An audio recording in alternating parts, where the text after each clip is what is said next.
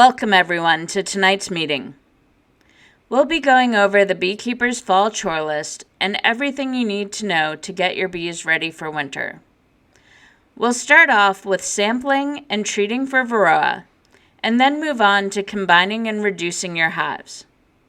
We'll go ahead and finish up with feeding and winterizing your bees, and then take any questions you have at the end. So let's get started with this video from Honeybee Health Coalition on how to sample for varroa.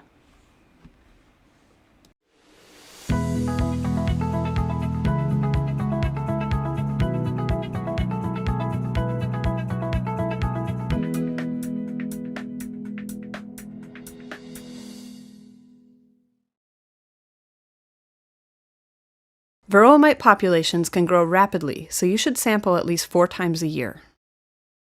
Sampling is most critical following population peak and during the population decrease phase. Be sure to sample again after completing each treatment to make sure that the treatment you selected was effective. This video will show you 2 sampling methods step by step: the powdered sugar shake method and the alcohol or soap wash method. Both methods remove mites from the bodies of adult bees, so you can determine the number of mites per 100 adult bees. This is the infestation percentage. If you have fewer than 10 colonies, sample all colonies each time you sample. For larger apiaries, sample 8 randomly selected colonies. If you have multiple apiaries, randomly select 3 to 5% of your total colonies to sample. For both sampling methods, you will need a wide-mouthed jar marked with a line indicating 1/2 cup, a solid lid, a lid with number 8 screen mesh, and a white plate or container. Some beekeeping supply companies sell sampling kits with all the equipment you will need. The only safety equipment you'll need is standard beekeeping protective gear. For the powdered sugar shake method, you will also need powdered sugar, and a spray mister filled with water. For the alcohol or soap wash method, you will need alcohol, such as ethanol, ethyl alcohol, isopropyl, or rubbing alcohol, or low-sudsing liquid soap, such as automotive windshield washer fluid. For both methods, the first step is to collect the bee sample. To sample a hive, open it and select a brood frame. Look for the queen. If she's present, move her to another frame or set the frame with queen aside. You'll need a sample of about 300 bees. This is a 1/2 cup of lightly packed bees. Collect the sample by tilting the frame slightly and moving the jar downward over the adult bees so they fall into the jar. Or, shake bees from 2 or 3 brood frames into a larger collecting container. Then scoop a 1/2 cup of bees and dump them into the jar. For the powdered sugar shake method, add approximately 2 tablespoons of powdered sugar to the jar.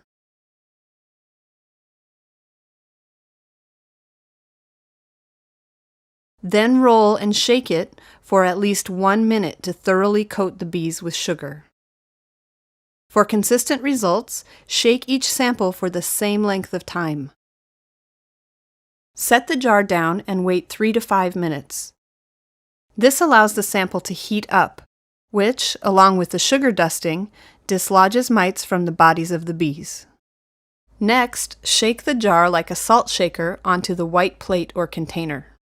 You can repeat the process to improve or verify the accuracy of your count. Add another tablespoon of sugar. Shake again for 1 minute or more. Wait another 3 to 5 minutes. And shake the mites onto the same plate or container as the original sample. High humidity may cause sugar clumping, which can cause some mites to stick in sugar coating at the bottom, reducing the accuracy of the count. Spray the collecting tray with water to dissolve the powdered sugar. Following this, you can return the sampled bees to the hive. This method does not harm them. For the alcohol or soap wash method, take the sample jar away from the colony. Using alcohol around a hot smoker can be dangerous. Add enough alcohol or soap to completely cover the bee sample.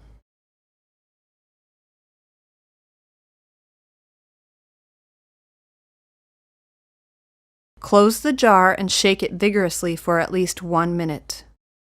Shaking the liquid dislodges the mites from the bodies of the bees. For consistent results, shake each sample for the same length of time. With a 2-jar sampling device, vigorously wash the bees, drain the liquid through the sample, and count mites.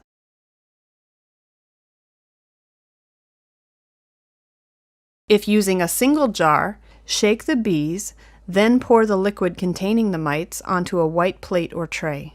Or pour liquid and bees through any filter that separates the bees and mites. The white tray allows you to see and count the mites. Repeat the wash to confirm or improve the accuracy of your count. Add more alcohol or soap to the jar and shake again for the same length of time. This method kills the bees sampled. To preserve the bees, use the powdered sugar shake method. With both methods, count the total number of mites removed from the sample. Divide that number by 300 or by the actual number of bees in the sample if you counted them. This yields the mite level as a decimal. Convert the decimal to a percentage. For example, a sample contains 12 mites. Divide by 300 bees to yield 0.04. Convert that to a percentage, which is a mite level of 4%. To improve the accuracy of your sampling, count the actual number of bees in each sample. As you gain experience, your sample sizes will become more consistently close to 300 bees. The mite levels found in sampling may indicate that further controls are not needed at this time, controls may be needed, or controls are needed now. In general, mite levels below 2% indicate that controls are not needed immediately. Levels above 3% indicate that controls should be applied. Specific thresholds vary according to the colony's developmental phase. See the Tools for Varroa Management Guide for more detailed information on how to interpret your sampling results. Other videos in this series demonstrate how and when to use different Varroa controls. As part of an integrated pest management program, both the powdered sugar shake and alcohol or soap wash sampling methods can give you an accurate picture of Varroa mite levels in your colonies. Remember to sample at least 4 times a year, especially from July through October. Sample again within 1 week after completing control treatments, and use the sampling technique consistently. Thanks for watching this video from the Honey Bee Health Coalition. Visit honeybeehealthcoalition.org and download the Tools for Varroa Management Guide, which has more detailed information on all the topics in this video series. All videos are provided free of charge, and we encourage you to share them. Next, we'll be talking with Haji Holgerson about treatments for Varroa.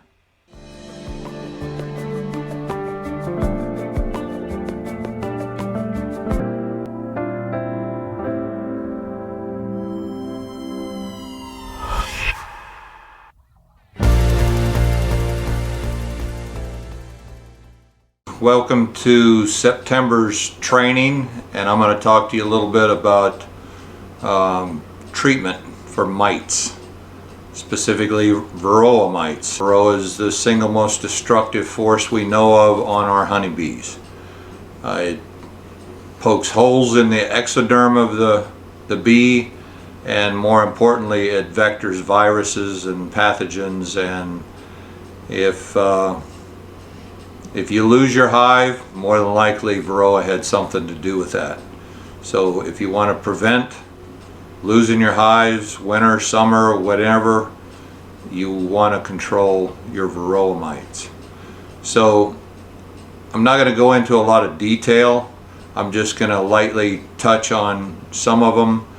You can go to our website and find a chart that tells you there's about 10 different options you have out there in the form of soft treatments or hard treatments.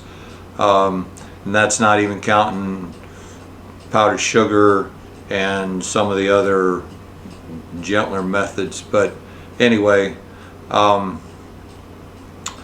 favorite treatment is formic acid. It comes in two forms, Mitaway Quick Strips or Formic Pro. One's a 7-day treatment, one's a 14-day treatment.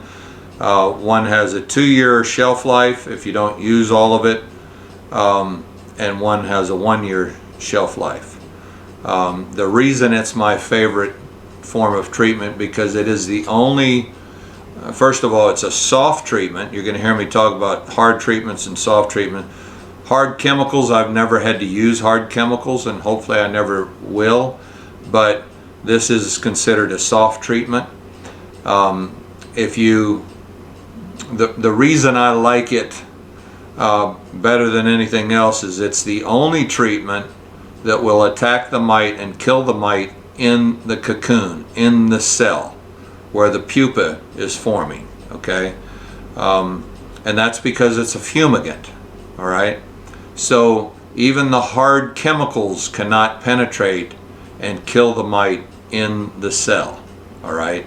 So that's what makes it, in my opinion, my preferred.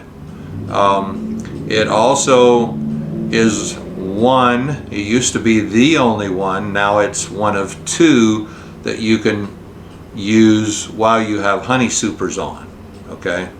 So it is considered a soft treatment.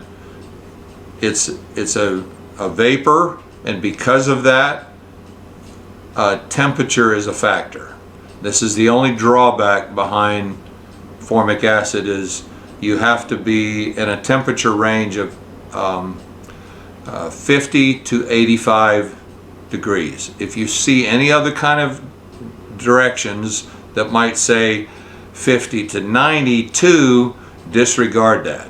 That used to be the manufacturer's recommended treatment range, and there was issues with that with brood kill and queen kill, and they've adjusted that to where it's 50 to 85, and that's what they should have done from the very beginning. Anyway, I've never lost a queen using this, but some people have. It comes in Mitaway Quick Strips, and it comes in a very convenient way of putting it in the hive in a wax paper coated gel pad. Do not take the wax paper off of that pad because that is what gives it a time release characteristic, okay? If you take the wax paper off, you will kill your queen, okay? So just follow the directions. As with all of these treatments, you need to follow the directions. You also need to do your own research, okay? Because you're not going to be able to blame somebody else because they advise you to use this or use that. When it comes right down to it, the effectiveness of your treatment is going to be your responsibility. So be sure you check out all your options and then you decide what treatment you're going to use. Because of the treatment parameter, or because of the temperature parameters of formic acid, the most important time of the year to treat when you want to get that mite load knocked down is July and August. Well, you know how that is. We might not have 85-degree weather for a long enough period of time to do that treatment. So you always want to have some other option. And you also don't want to use the same treatment over and over every year. You want to switch things up, that way the mites don't become tolerant to that particular type of treatment. And so do your due diligence when it comes to research. And there is another type of soft treatment which is organic.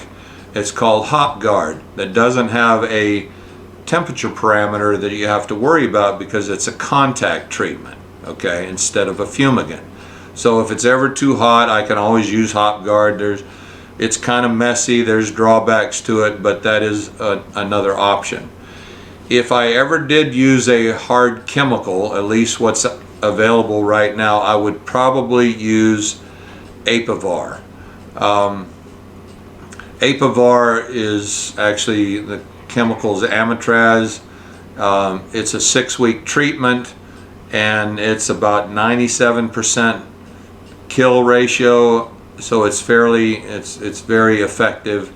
The only problem is, and the problem with a lot of these treatments, except formic, is the best time to do these treatments, whether it's organic or it's a hard chemical, you still have to break the brood cycle. And you either do that by making sure there's no brood with mites underneath the cappings. You have to wait till all the brood emerges and takes the mites with them and then do a treatment. That's not very practical. Another way to do this is to do it often enough and enough time to where it encompasses like 6 weeks of a period to where it will engage and affect all the mites that are coming out of the cell as the bees emerge. The Varroa mite's reproductive cycle mirrors that of the honeybee's reproductive cycle. So the more bees the colonies produce, and the more mites you're also producing. So just remember that. If you're doing a treatment where you can use it over a long enough period of time to where it captures that whole 6 weeks worth of bees emerging, bringing the mites with them, then you're okay and you don't have to do a specific brood break, okay? So a lot of these you might get kind of confused. It's kind of confusing because there's Apivar, there's ApiGuard, there's ApiLifeVar, there's all these Apis and Vars and everything, and it can be kind of overwhelming. But I think if you research and figure out what you like, what appeals to your management strategy, you can come up with something that works for you. ApiGuard is a thymol. That's a fume also, but it doesn't penetrate the cocoons and penetrate the cappings on the brood. But thymol is one of them. I'm only going to talk about some of the more prevalent ones, the more effective and popular ones, but you need to do your own research. Another treatment is called oxalic acid. That's a organic soft treatment. It can be applied actually 3 different ways. Primarily, it's applied through vaporization. It requires a respirator. Personally, if something's that dangerous to me, I don't want to use it on my bees, but that's my own personal opinion. Oxalic acid is probably the cheapest treatment per hive. You can treat a hive for pennies, okay? So that's an advantage. You do, for it to be effective, you need to either have a brood break or you do it multiple times over 5 or 6 week period to where you've accomplished your brood break and you've treated that hive until all the mites in the cells are out of the cell, okay? So it is also the other one beside formic acid that has been approved for use with honey supers on. It's a recent approval. It didn't used to be like that, but recently they've decided that you can use oxalic acid while you have honey supers on. That's a plus, but this is one treatment out of all the treatments. This one is the most dangerous to you. So just keep that in mind when you're making your decisions, and certainly wear your personal protective gear. Some people just use a respirator and goggles. Other people use a full face respirator, and then that takes care of your eyes and your lungs at the same time. But vaporization is the most popular way to apply this, and that's something that you have to decide whether or not you like it is very effective, and it does work for killing mites. There is a chart with the 10 different options on our website. If you go to tidewaterbeekeepers.net, our homepage, you can pull up this chart and it'll give you kind of a spreadsheet, and you can do a line-by-line comparison. Some are hard chemicals, some are organic, some you can, it'll list the personal protective equipment that you need, and it'll give you pretty much in a nutshell the basic information. You can get more detailed, you can do more research on it.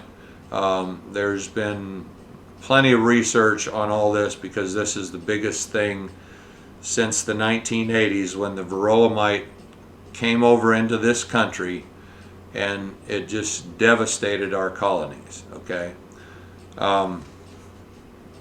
whatever you decide, whatever type of treatment that you choose, you want to do a mite assessment before and after the treatment. It's ridiculous to use a treatment and then not know how effective it was or what the efficacy rate is on that treatment. So you always want to do a mite load assessment before. You can either do that with a powdered sugar roll or an alcohol wash. The sticky board thing, it's only 85% effective, so sticky boards for assessing your mite, 85% doesn't work for me. Okay, powdered sugar roll or alcohol wash. With alcohol wash, you're going to kill 300 bees. Powdered sugar, you're not. You need to decide if that's an acceptable collateral damage for you, and then go accordingly. I personally use the powdered sugar roll, but regardless of what method you use, you need to check your mite load before the treatment and after. And then you need to check your hives probably 4 times during the year. The most important time to treat is in July and August. Okay, so if you haven't done that yet, you really need to get going and make a decision, feel good about it, and do something. Some people have this hands-off approach, and I don't agree with that. You owe it to your bees to keep them healthy. I know they're wild critters, but you're not keeping them in a wild setting. You're keeping them in a domestic setting, so you owe it to them to help them if they need it. And here's the deal. If you had a pet, a dog or a cat or a horse or whatever, and it was totally emaciated with ticks, and it could even die, the authorities are, if they find out about it, they're going to come in and you're going to have an issue. They're going to either arrest you, they're going to fine you, they're going to take your animal away from you, and people are going to say you were cruel because of your treatment of your animals or your lack of treatment in taking care of them. You owe that pet a responsibility to keep them healthy.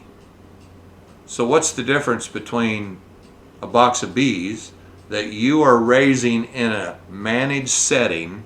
They're not up in a tree somewhere fending for themselves. You have them in a managed setting. You owe it to them to do something.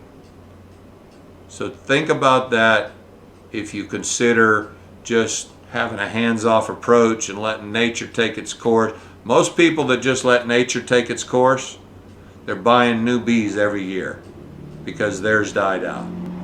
That's the number one most destructive force we know of on our honeybees, and you need to do something. You might not have to treat, but that's where the sugar roll comes in, and that's a whole nother subject, and as far as thresholds and that kind of stuff. But do something regardless of what it is. You owe it to your bees to keep them healthy, especially going into winter. A lot of people think, oh, because it's a tick, the varroa feeds on the blood of the bee. It does a little bit. It feeds on the hemolymph of the bee, but primarily it's feeding on the fat bodies of the bee. And winter bees have more fat bodies than summer bees. That could be a reason why we have such a high winter loss. So think about that and act accordingly. Thank you very much. Thank you, Haji. Next, we'll be talking about combining and reducing your hives with Kevin Bird.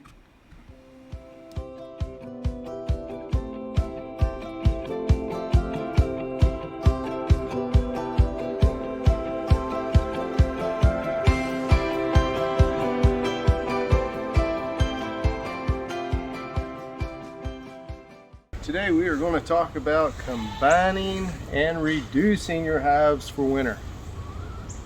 As you can see, I got a few hives here. Basically, when it comes to combining hives for the winter time, you're going to take your weakest hives, or the hives that you don't believe would make it through the winter. You would pull the queen out, give them 24 hours or so before you can combine them. Or you could just throw a sheet of newspaper down, pick up the box that the bees are in, stick it on top. You can put a couple little slits in the newspaper before you do it, and they will slowly work their way through to the lower box and be nice and happy bees. There's a few different ways you could do it. Like I said, you could use newspaper, or you could wait 24, 48 hours with them queenless before you add them to your stronger colonies. When it comes to reducing your colonies, basically you want to pull your honey supers. If you have medium boxes, all medium boxes, you want to reduce it down to about 3 medium boxes, and then allow them to backfill the brood area for the winter time. And then if you're running deeps, you would pull your honey supers off and give them 2 deeps for the winter. Now, if you're overwintering nuke boxes, which I do quite a bit, like right here, I usually always recommend at least 2 boxes or 10 frames, whether it's 2 medium boxes, 10 frames, or medium and deep, or 2 deeps. Like I said, when it comes to reducing down, you just want to reduce their space to give them less space that they have to keep warm in the winter time. This is extremely important, and also helps keeps the pests down and less area they have to protect in the winter from the small hive beetles, and an occasional wax moth could easily get in there in the early fall and could wreak havoc on you before winter. Alright, also want to say that you're going to need to move all the brood frames down to the bottom box and put all your food stores on that outside. Make sure your hive has about 60 to 70 pounds of honey in it for the winter time. So if come October your boxes seem quite light, some people will use the finger method. If you can pick it up with one finger, it's extremely light. You should be using all 4 fingers to see how heavy your box is.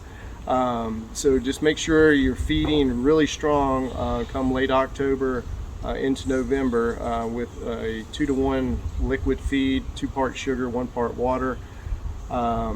Very important, and I would probably stop feeding liquids in, people around here say about December 15th. Stop feeding liquid, and as long as the hive has plenty of honey in it by that point in time, should be good to go until February anyway. Thank you, Kevin. As you know, there are many considerations in preparing your bees for winter. Whether or not you're going to take fall honey, what are you constructing your wind blocks out of? Will you insulate or not insulate your hives? Do you want to use solid or screened bottom boards? Entrance reducers, mouse guards, and many other things. But the most important thing to consider when preparing your bees for winter is whether or not they have enough honey to make it all the way to spring. Next up is Aaron King talking about feeding your bees.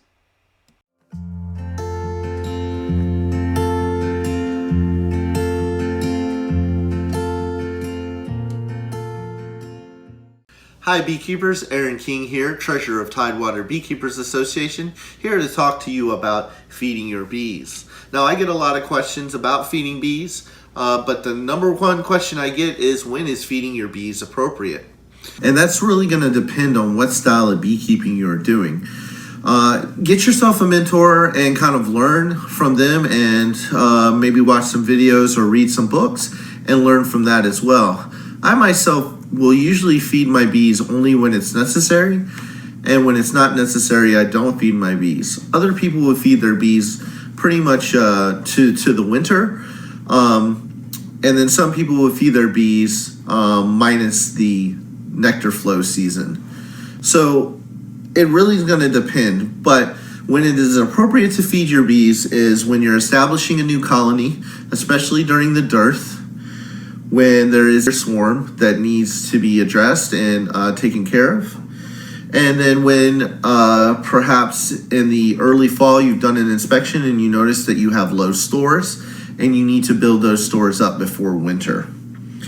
The other time that you would probably introduce feed is if you're trying to introduce some sort of medicinal substance like an antibiotic or even some sort of essential oil to the bees. So those would be usually the appropriate times to do that.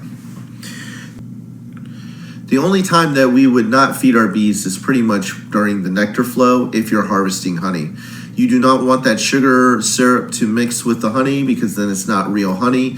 So you would usually not feed them during that time. The other time is when it's too cold to feed them. And we'll get a little bit more into winter feeding later, but if it's too cold, the sugar syrup will either crystallize or freeze, and the bees won't be able to get to it anyway. So the first thing we want to talk about is what we're feeding our bees, which is simply just syrup or sugar water, as some people would like to call it. In the springtime, we do a 1-to-1 ratio, which is 1 part by weight or volume of sugar to 1 part by weight or volume to water. Now, I usually do it by weight. Lots of people do it by volume. It's up to you how you want to do it. They're very close. In the wintertime, we do 2 parts sugar to 1 part water, though, and that's because we want to create a thicker syrup because there's not a lot of time to cure that syrup and the days are shorter. We'll get into winter feeding a little bit later, but that's pretty much what you need to know about that. There's basically 2 ways that you can mix your syrup. One is through heat and one is through agitation. Now, we usually use a combination of both. With heat, the benefit is you don't have to do a lot of agitation. You just simply put the sugar and the water together, you stir on low heat, and you have syrup water really fast. You can even put it in an Instapot, 5-pound bag of sugar, 5 pounds of water, drop it in the Instapot, no stirring required, turn it on low, walk away, come back, and then you have sugar or syrup. The other way to do this is to agitate, which is to stir. We usually stir with a paddle or something, depending on how much you're going to make. If you're going to do like a 5-gallon bucket, you're going to be stirring for a long time, and it's going to be hard to move at first. But eventually, once enough water has coated all of that sugar and is starting to dissolve, it becomes easier and easier to mix. The pros to the heat method is that it's easy and it's faster, but it does break down the sugar molecule. The sucrose will break down into glucose and fructose, not all of it, but some of it. And bees do prefer the sucrose molecule to either of the other 2 molecules. The agitation, it won't break down the molecules, but it is a lot harder to stir depending on the size or the batch of the syrup that you're making. So just keep that in mind. You can let it sit with the sugar for a long time and it will eventually dissolve. But you also have this thing called crystallization that will occur, where if you have a seed crystal in your syrup substance, it will eventually start to form more and more crystals. And then you have to agitate it again to break those crystals up into the water. Sometimes people will also put acid in their syrup mixture. This is to lower the pH so that it's easier for the bees to digest. Usually what people will add is ascorbic acid, which is also known as vitamin C. They will add vinegar or they will add lemon juice. And what they're trying to do is get the pH to around 4, which is around the pH of honey, which can be anywhere from 3.5 to 4.5. One of the medicinal agents people will add is a honeybee healthy, which is basically 2 essential oils, spearmint and lemongrass, and it's used to quote-unquote stimulate the bees. Now this is a brand. You can make your own though. It's considered a stimulant and it calms the bees and quote-unquote improves health. You can also use other essential oils. Some people use tea tree, some people use spearmint. We've already talked about lemongrass. Essential oils, they would gather some of these essential oils when they were grabbing, nectar from different plants. There would be some oils in there, and they will be extruded out in their wax and other things, and it will help to improve the overall immunity of the hive. Ascorbic acid is vitamin C, and there are some theories out there saying that helps to improve the overall health of the colony and extends the life of the colony. So again, do your own research. There is a lot of information about what to feed your bees, and lots of people feed their bees different things. So another supplement that people will feed their bees are pollen patties. Now, we were talking about sugar, which is the carbohydrates bees need to live, but they also need protein, which comes from the pollen. Now, in our area, we have so much pollen. I don't know if you've ever seen how yellow it is. That's because 2 allergy zones cross, and this is one of the worst places for allergies in the United States. We have usually enough pollen for bees to gather that we don't need it. But depending on the area that you live, since there could be people watching this from out of state or from the western part of the state, check with your local beekeepers and find out if you need to use pollen patties as a supplement. We don't necessarily need to use them here, but pollen is also another supplement that you can feed your bees. Here in the fall, we change up our ratio of sugar to water to 2 to 1. And the main reason why we do that is because the days get shorter and there's less time to cure that syrup mixture into viable feed for the bees. So in Hampton Roads, we have a fall flow, and if your stores are a little bit low, more than likely your bees will get enough through that fall flow in order to get through the winter. But if you're harvesting honey, you will need to feed them in order to get those stores back. And so you want to start to feed them a 2 to 1 ratio. Well, people ask, well, when should you start to feed them? And I would say the fall equinox is a simple time to remember. That's basically going to be your when your days start to get shorter and shorter and shorter. So remember to change over to a 2 to 1 feed at the fall equinox. So let's talk about going into winter, what you're going to need. You're going to need about 60 pounds of honey on your hive, okay? If you don't have 60 pounds of honey when you've done your fall hive inspections and you've done your mite treatments, then you're going to start to feed them to build up their stores. All right, so let's talk about feeders now. There are different types of feeders. There's a lot of different types of feeders, so I'm just going to go over some basic ones today. The first feeder we have here is the mason jar feeder. This is a very easy feeder to get started with. You can put it at the top of your hive. You can screw it in, and you just let the mason jar of feed kind of sometimes drip, but hopefully the bees will get to it and gather the honey and pull it down. It's a very cheap way to do it. All you need is some mason jars. You need a lid with a hole in it, with holes tapped in it. The bees climb up, they pull down the syrup water, and then they come back down. Okay? It's really easy to use, but even with your larger mason jars, which then get a little more expensive, you're constantly filling them up. Okay?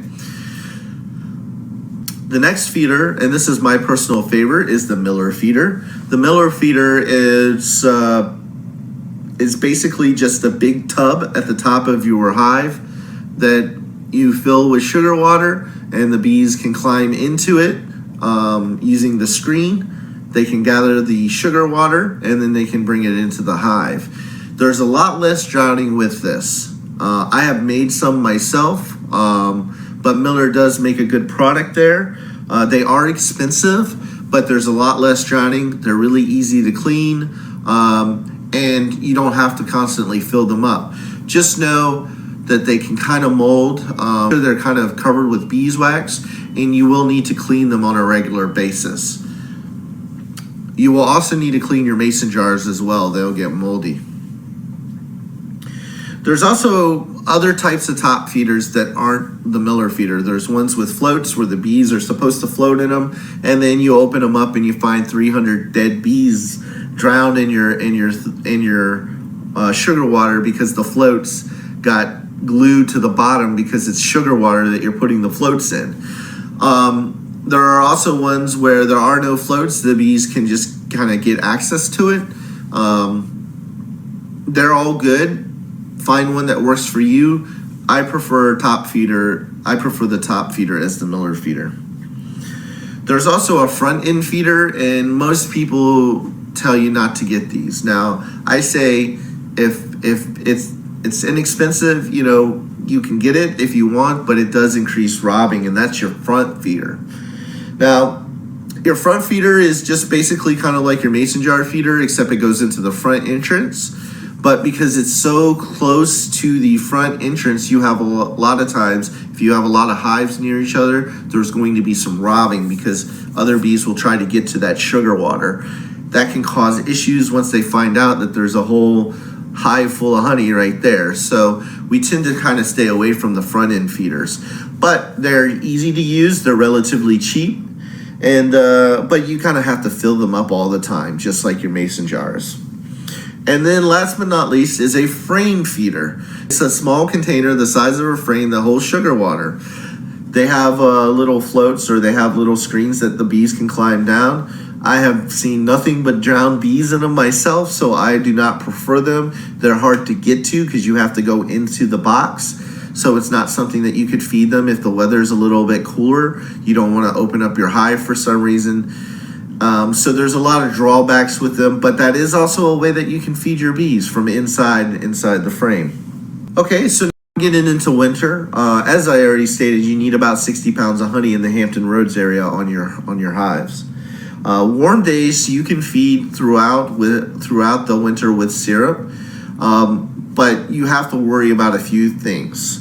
If you're using a mason jar feeder, that sugar water can drip, and it can drip onto the cluster of bees when it's cold at night, and it could kill your colony. So a top feeder of some sort would be preferable in those situations. Secondly, if it's too cold, the temperature drops, that sugar water is going to become very viscous. It'll crystallize, or it'll just freeze because, it has water in it. So you're going to have to kind of play that by ear and really only feed them on warm days. And that's even if they decide to break cluster. So there are also some emergency procedures on how to feed your bees during the winter. But I do want to tell you that they are for emergencies only, and you should not be feeding your bees this on a regular basis. You should have already been prepared, and this is now something's gone wrong in your colony, and you're just trying to get them to survive through the winter. So the first thing we're going to talk about is sugar board or sugar cake, which is basically just a little bit of moisture mixed with your sugar, okay, a little bit of vinegar. You stir it up and then you press them into cakes and put on top of your frames, or you can press them into a whole board that you can put on top of your frames. Now, I usually prefer the cakes, and I'll place them in different frames, on different frames like so, and allow the bees to crawl on them. And in a later part of the video, you're gonna see me make those cakes. Another way, what you can do is fondant, which I will show you how to make, which is more of a pliable mixture of sugar. You're gonna actually candy it. You're gonna get it to the softball stage, and the bees, with either the sugar cake or the fondant, will breathe onto the sugar, and then they will dissolve it with their breath, the moisture in their breath, and then they will absorb the sugar that way. You can also put raw sugar on your frames in a way for the bees to get to it. So we're gonna switch over to me messing up my kitchen, making fondant and sugar cake. Thank you. Okay, so the first thing we're going to do is make our fondant. We're going to do this on the stove. We're going to need a pan. You're going to need a long metal spoon, and I prefer metal. And the reason why I prefer metal is because it doesn't have as many jagged edges as wooden spoons do, and therefore won't seed your crystals. Don't have to worry too much about seeding your crystals, but as a chef, this is just something that's important to me, so I'm going to make sure that I'm not seeding them. Thus, I use my metal spoon. We also have a thermometer here. This is not a candy thermometer, but it goes up to 400 degrees, so I will use it as a candy thermometer. Please keep in mind safety. I'm cheap, so I'm not going to use a candy thermometer, but they do have shields and very long probes that allow you to test with. But I'm just going to stick mine in a whisk like this to hold it, but more than likely I'm just going to spot check it with my thermometer. The other thing you're going to need is a sheet pan. I put tinfoil on my sheet pan just to keep it clean, as well as a piece of parchment which I'm going to use to basically hold the fondant and wrap it. So we're going to have to start our ignition source first. So put the pan on, start your heat. This can be done on an electric stove as well. Now, as long as I immediately put in the water, I'm not too worried about the heat, okay? But don't leave it on the heat for a long time. Now, that's about 12 ounces of water that I'm adding in, and that will go to my 4 pounds of sugar.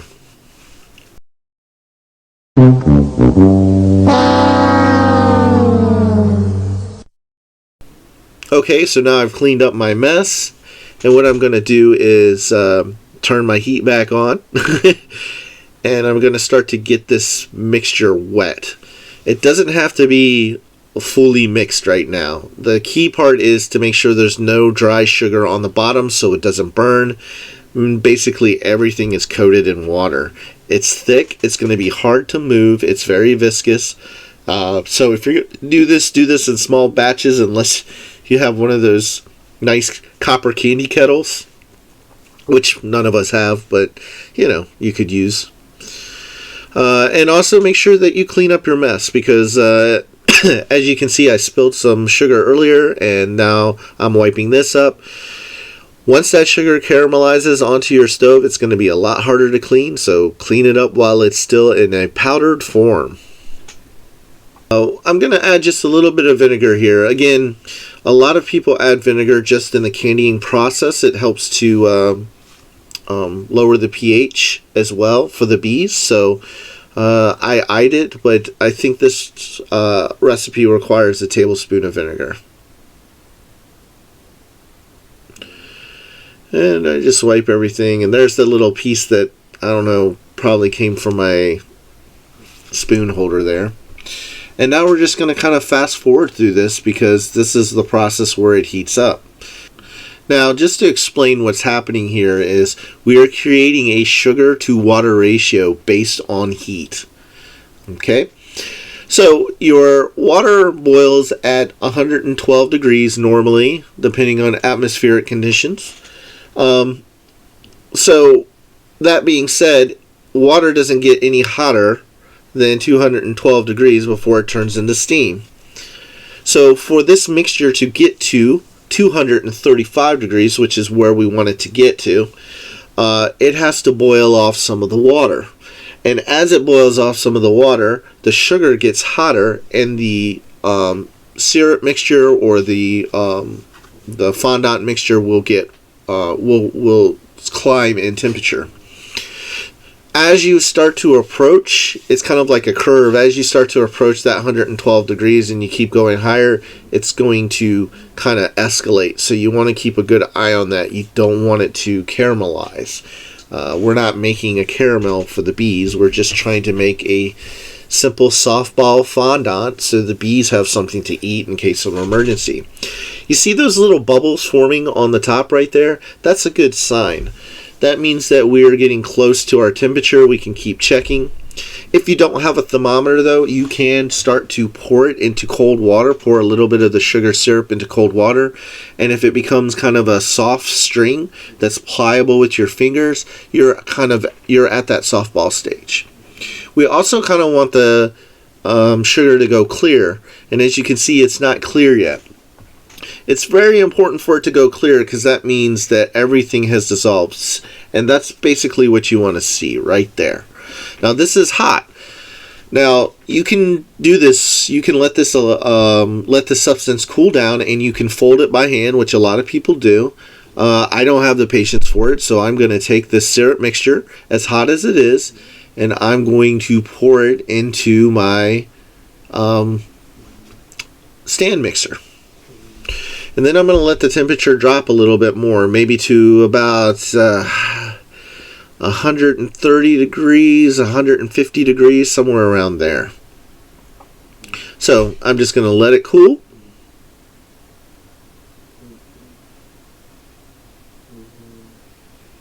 Once I let it cool, I'm going to start my mixer. Basically, what I'm doing now is I'm incorporating a lot of air into my fondant, and I'm also kind of forming these long chains of sugar because it's at the softball stage. It's going to kind of be pliable sugar. Okay, so here is where we're going to be with our fondant. As you can see, it's kind of dripping. It's white. It's full of air, and it's soft. We're just going to dump this onto our sheet pan with the parchment paper right there, and go from there. Alright, so this is basically what it looks like. You could cut it up into chunks. You could put this whole chunk right on top of your frames too. Normally what I would do is I would cut them up and then individually wrap them. But again, I don't usually feed my bees for emergencies because I usually make sure they have enough honey on the hive to go through the winter. Alright, so the next thing we're going to do is the sugar cakes. That's what I like to call them. Some people call it candy board, but then some people also call a different version candy board. So I just call it sugar cakes because basically I'm making sandcastles out of sugar. So the first thing you're going to need is a nice bowl. We don't need any heat for this, but I'm going to do this over my stove because it's easy to clean. So as you can see, I'm not struggling as much with the sugar this time, and I'm just going to dump it into my bowl here. Perfect. I'm going to add very little water to the sugar, less than a cup, about 3/4 of a cup. You could even go even less if you'd like to start off with less, maybe a half a cup. You're just trying to get the sugar to a sandcastle-like consistency. So you're going to need to kind of move it around so that those sugar crystals are all coated in a little bit of moisture. Now, this is difficult to move around. It's not as difficult as, let's say, 10 pounds of sugar. But I do recommend that you you do this in small batches so that you're not straining your arms. I'm also adding vinegar again. This again will lower the pH for the bees as well as help everything stick together. So this is where I'm just going to kind of mix stuff around. Alright, this is about where we want it. Notice when I push it down, it works. And you basically make your cakes. You can do it in a mold, like so. You could also just use your sheet pan as your mold. I like to be fancy with my copper mold here. And I'm going to push everything down. Just like so. Push it down, flatten it out. And that's pretty much how you make your cake. You just let these dry and then put them on the beehive frames.